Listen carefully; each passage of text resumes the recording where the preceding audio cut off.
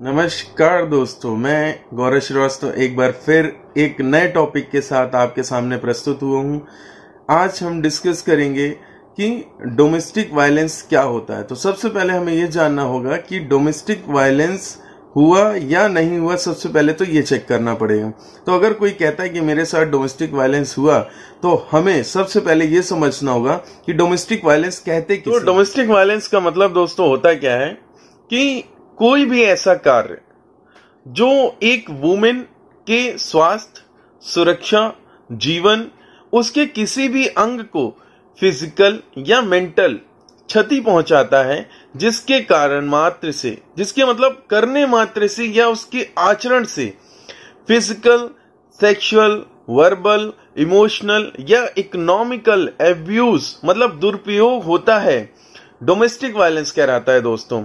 इसके आगे मैं एक चीज और बताना चाहूंगा कि कोई भी अनलॉफुल डिमांड जैसे कि डॉवरी, दहेज के लिए हरास करना, हार्म करना, इंजरी पहुंचाना या कोई संकट उत्पन्न करना, बार बार उसे धमकी देना, ये दोस्तों डोमेस्टिक वायलेंस की कैटेगरी में आता है। तो अगर आप ये कोई भी चीजें ऐसी कर रहे हैं तो वो सारी की सारी डोमेस्टिक वायलेंस की कैटेगरी में आती है। तो एक सबसे मेन पॉइंट क्या होता है कि एग्रीड पर्सन कौन होता है। एग्रीड पर्सन के बारे में जानेंगे, जिसको जो उत्पीड़न का शिकार है। वो उत्पीड़न का शिकार क्या होता है दोस्तों कि एक मतलब सबसे पहले तो ये समझ लीजिए कि इस एक्ट में सिर्फ और सिर्फ महिलाओं को प्रोटेक्शन दी गई है।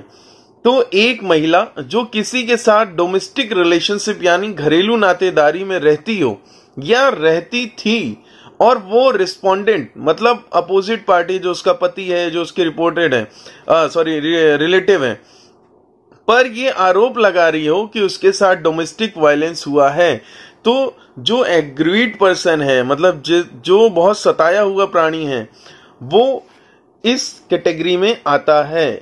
दोस्तों मैंने अभी एक शब्द का इस्तेमाल किया था, रिस्पोंडेंट मतलब अपोजिट पार्टी। वो कौन हो सकती है? तो इस एक्ट की डेफिनेशन में ये लिखा हुआ है कि सिर्फ मेल एडल्ट पर्सन ही रिस्पोंडेंट हो सकता है।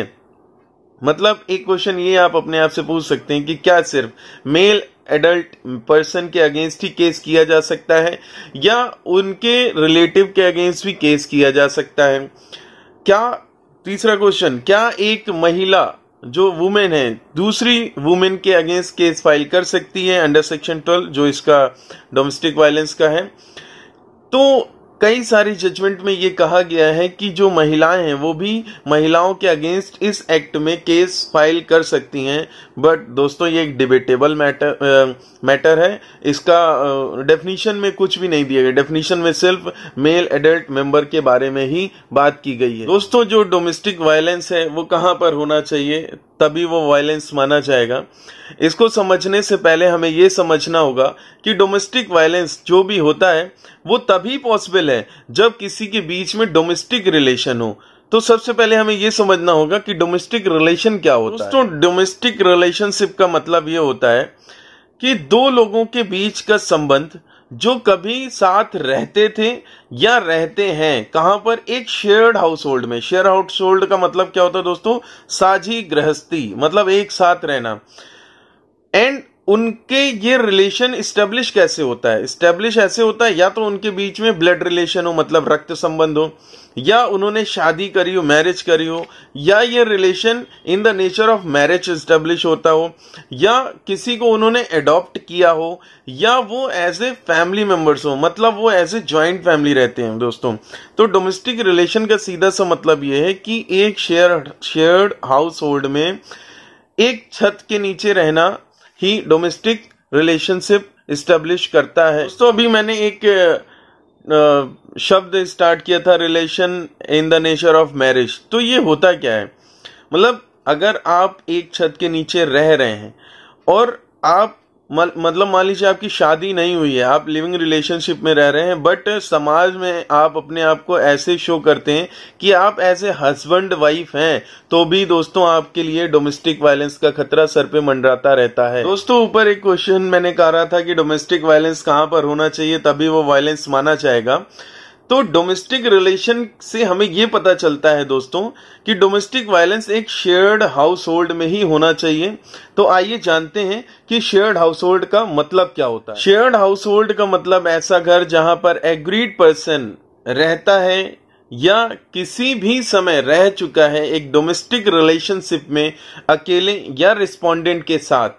अब कुछ लोगों के मन में ये सवाल होगा कि अगर ये घर किराए का हुआ तो क्या होगा, अगर ये घर ओन्ड हुआ मतलब खुद का हुआ तो क्या होगा, अगर ये घर पेरेंट्स के नाम हुआ तो क्या होगा, अगर ये मान लीजिए वाइफ के नाम घर है तो क्या होगा, या ज्वाइंटली दोनों हस्बैंड एंड वाइफ के नाम है तो क्या होगा। तो दोस्तों मैं आपको यहाँ पर बता दूं कि घर किसी के भी नाम हो, अगर वो दोनों मतलब वाइफ एंड हस्बैंड एक घर में रहें, वो घर किसी का भी हो सकता है, तो वो शेयर्ड हाउस होल्ड की कैटेगरी में आएगा, चाहे वो रेंटेड हो या ओन्ड हो। दोस्तों किसी भी महिला के साथ अगर डोमेस्टिक वायलेंस हो जाए तो उस महिला को क्या करना चाहिए। सबसे पहले दोस्तों उसको पुलिस थाने में जाकर एक कंप्लेंट करनी चाहिए, साथ ही उसको महिला सेल में जाकर भी एक कंप्लेंट करानी चाहिए। इसके बाद उनका सारा प्रोसेस स्टार्ट होता है जिससे, लेकिन दोस्तों मेरा मानना है कि सभी को सुधरने का एक मौका देना चाहिए इस समाज में, और अगर फिर भी वो अपनी गलतियों को नहीं सुधारता है तो आपके पास ऑप्शन है, आप अंडर सेक्शन 12 अपने हस्बैंड या उसके रिलेटिव के अगेंस्ट केस फाइल कर सकते हैं। दोस्तों कई लोगों का सवाल होता है दोस्तों कि क्या डोमेस्टिक वायलेंस में पुलिस तुरंत एक्शन लेती है। तो ये पुलिस की ड्यूटी है और पुलिस को एक्शन तुरंत लेना चाहिए और लेती भी है, तो तुरंत इसमें एक्शन होता है। दोस्तों अगर आपके खिलाफ अगर डोमेस्टिक वायलेंस का केस हो जाए या आप जानते हैं कि केस होने वाला है, तो आपको उसके बचाव के लिए क्या करना चाहिए।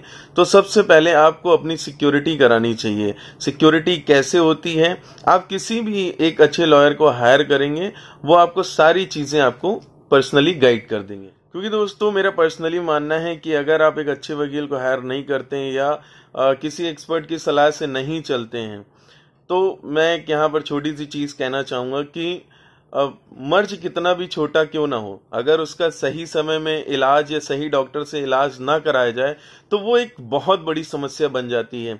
शुरुआत से ही अगर आप अपनी चीजों को अच्छी तरीके से या अच्छी सलाह से चलाएंगे तो बेशक आपके बचाव के कई कारण निकल सकते हैं। दोस्तों मैं सिर्फ इतना ही कहना चाहूंगी कि वैसे तो ये एक्ट जो है वुमेन के राइट्स को प्रोटेक्ट करने के लिए बनाया गया था, लेकिन आजकल देखा जा रहा है कि कई सारे लोग इसमें झूठे केसेस भी, फॉल्स केस भी इम्प्लीकेट कर रहे हैं। तो मैं उनको ये समझाना चाहूंगा कि फॉल्स केस अगर उल्टा प्रूव होता है तो आपके अगेंस्ट भी कार्रवाई की जा सकती है। दोस्तों आपको ये वीडियो कैसा लगा, इसकी जो इन्फॉर्मेशन है वो आपको कैसी लगी, प्लीज कमेंट बॉक्स में कमेंट करके आप बताएं ताकि उसमें सुधार किए जा सकें, या अगर आपकी कोई क्वेरी है तो हम उसको जल्द से जल्द उसका जवाब दे सकें। धन्यवाद दोस्तों।